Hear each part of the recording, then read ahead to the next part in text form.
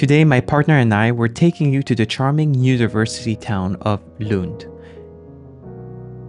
The city is located in southern Sweden in Skåne, and to get there was super easy as the journey is less than 1 hour by train from Copenhagen.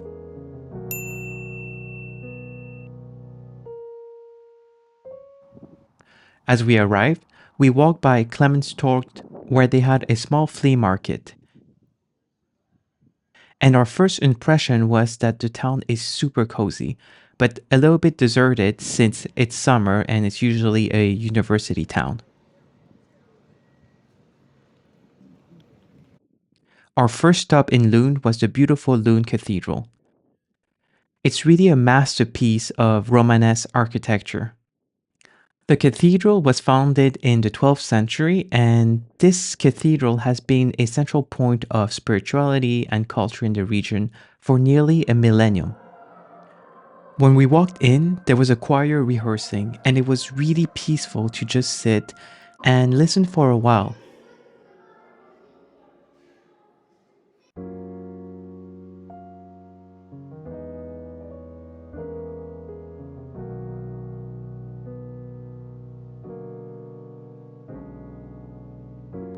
One of the cathedral's most fascinating features is the astronomical clock.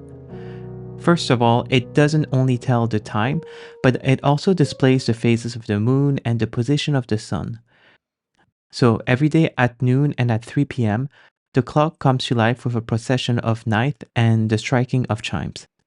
I think it's a sight not to be missed, but to be honest, unfortunately, we've missed it. And if you like ghost stories, well, there's a crypt in Lund's Cathedral, and is one of the oldest parts of the building. It dates back to the early 12th century, and it houses the remains of several medieval bishops.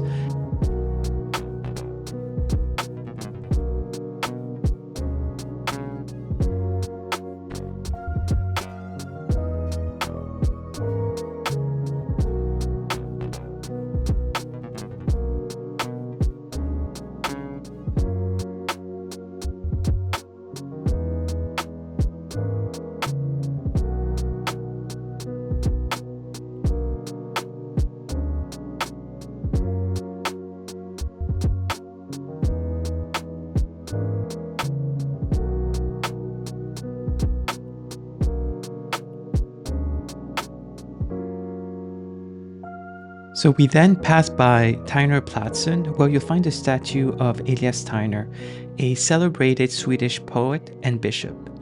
And Tyner was deeply influential in the early 19th century. So this square is attributed to his lasting impact on Swedish literature. And next, we took a stroll through the Kulturen open-air museum. It's a unique cultural gem in Lund. The museum isn't just a building, it's an entire neighborhood that showcases historical Swedish life from the Middle Ages to the early 20th century. And as we wandered through the preserved houses, churches, and farms, we also stumbled upon the rune mound. Runes, well, that's the ancient letters used in the earliest alphabets of Germanic languages, and this including Old Norse. And here's a fun fact. Each rune not only represented a letter, but also had its own name and meaning. So they were often connected to natural elements or gods. Some of these rune stones were believed to hold magical properties, and they were sometimes placed in burial sites or sacred places to offer protection or blessings. So, in some cases, runestones include curses or warnings meant to deter anyone from disturbing the stone or the grave it marked, and it shows how seriously these inscriptions were taken in Norse culture.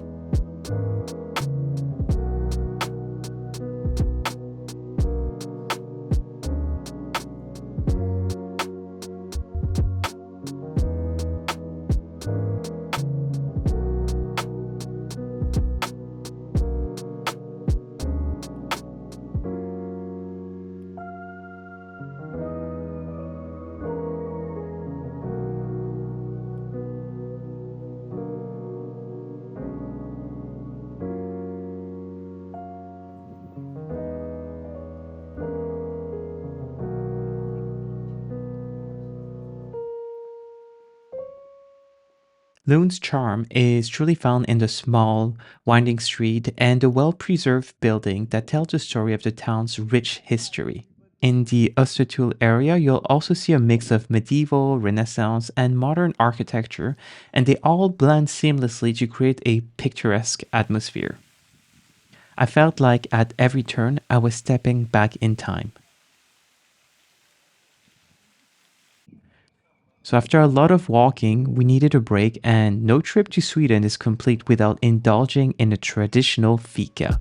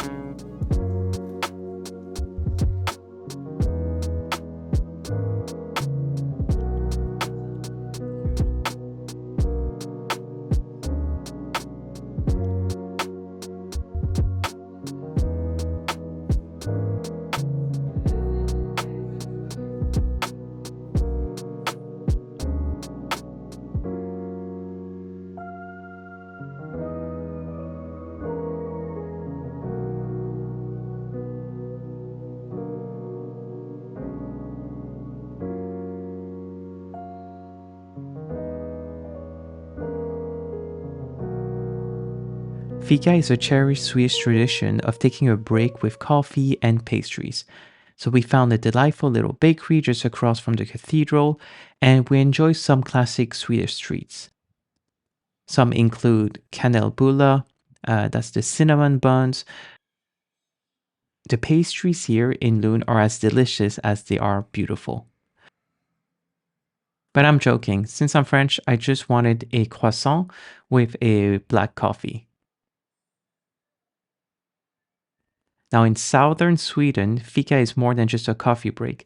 It's a moment to pause, connect with others, and savor the simple pleasures of life. And now to one of my favorite parts of the day trip. After our fika, we took a leisurely walk through the Botanic Garden. I'm not going to try to pronounce the name in Swedish. I think it's a perfect spot to unwind, especially on a warm summer day. And we were really lucky that the sun was out today.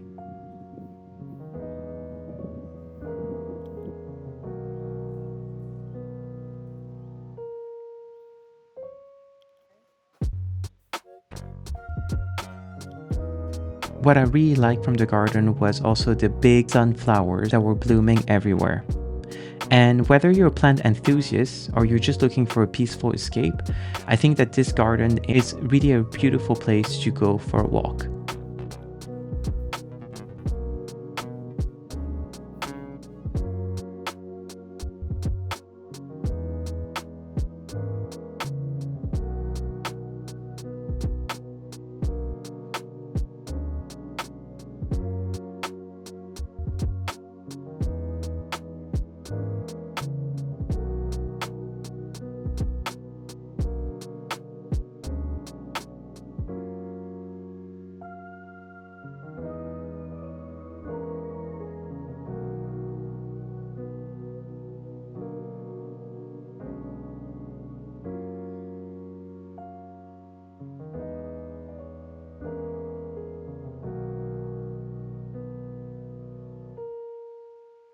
A fun feature of the garden is its impressive collection of exotic plants, and they are all housed in beautiful greenhouses. Because in Sweden, it can still get too cold for these plants. It's really nice that these exotic plants offer a visitor a glimpse of flora from different climates all year long. And what I really like about this garden is how people on a sunny day can just sit under the tree, read a book, draw, and enjoy the nature.